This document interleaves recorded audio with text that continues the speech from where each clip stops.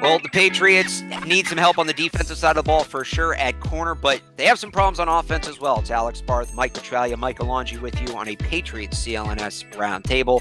And all of a sudden, the talk has kind of crept up that Nate Solder may not be protecting Tom Brady's blind side next year. Brady's only had two primary left tackles his whole career, and Matt Light and then Solder. He's been a valuable piece for a couple championship runs in New England, but now it seems like there could be a big market for him. I saw a tweet the other day. I forget who it was his NFL beat writer. It said Nate Solder, teams view him as the only tackle on the market you bring in to even compete for a starting job. Nobody else even competing for a starter right now. So, we kind of thought it would be a team-friendly deal for Solder one more year. He'd step away from the game. There was some speculation he would retire and not even play next season. Now it seems like he could be elsewhere. Gut feeling, guys. What do you think? Is Nate Solder back next year? Trags? I'm going to give you one name that really comes up when I think of Nate Solder, and that is Andrew Whitworth. What he got from the Los Angeles Rams, and granted now, understand that Nate Solder's 3.5 years younger. Andrew Whitworth last year at the age of 35 signed a 3-year, $33.75 million deal with the Los Angeles Rams. That's the kind of money that Nate Solder, I think, is looking at. And the reason I bring up Whitworth is he was essentially the only big name left tackle on the market last year, and he left Cincinnati and made a fortune for himself. And look, maybe Nate Solder keeps his family here in New England, and keeps Hudson, his son, under the care of Children's Hospital here in Boston, and all of the medical facilities like Dana-Farber that are available to him in Boston, and makes his money elsewhere and is able to pull that off. And maybe who knows, maybe the Patriots did as well. But I still believe deep down that the Patriots are going to find a way to get it done with Nate Solder. But the longer it goes on and the more the pot riches, the less that becomes a likely possibility. Michael Angie. Yeah, I mean, we're coming down to crunch time here, kind of. I think I certainly thought that they would have signed him to, like you said, I thought it would be a 1-year deal. I still think it might be a 1-year deal. If they're going to give him 1 year, maybe they'll give him $10 million for 1 year. Who knows what they'll give him? But I think that it would make sense to re-sign him.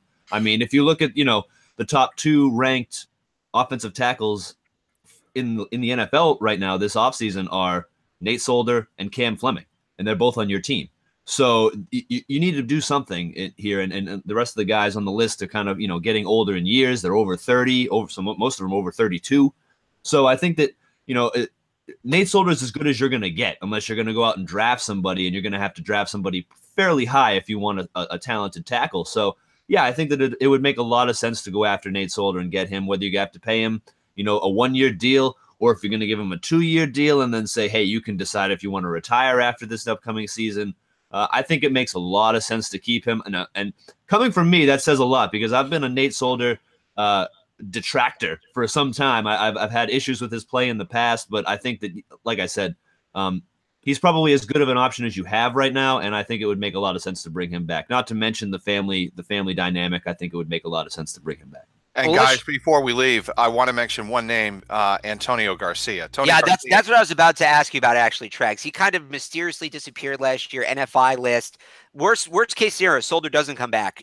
Can he step in and play left tackle?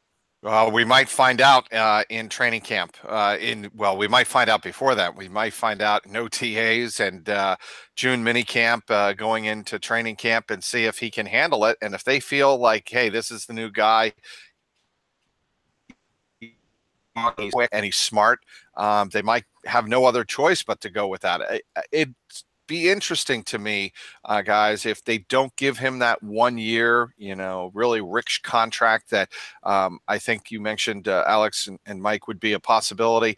They may go in that direction. I don't want to see them taking Orlando Brown based on what I saw at the Combine. That was pretty disastrous. And he, at best case scenario, I think at this point, is a developmental project, and I don't think the Patriots want to do that. I think they want, I don't want to say a sure thing, but as close to the surety in that offensive line as they can have. Again, this roundtable is brought to you by DraftKings. Go to DraftKings.com. Use the promo code CLNS for a discount on your order. It's also brought to you by RX Bar. Go to RXBar.com/CLNS for 25% off of your order.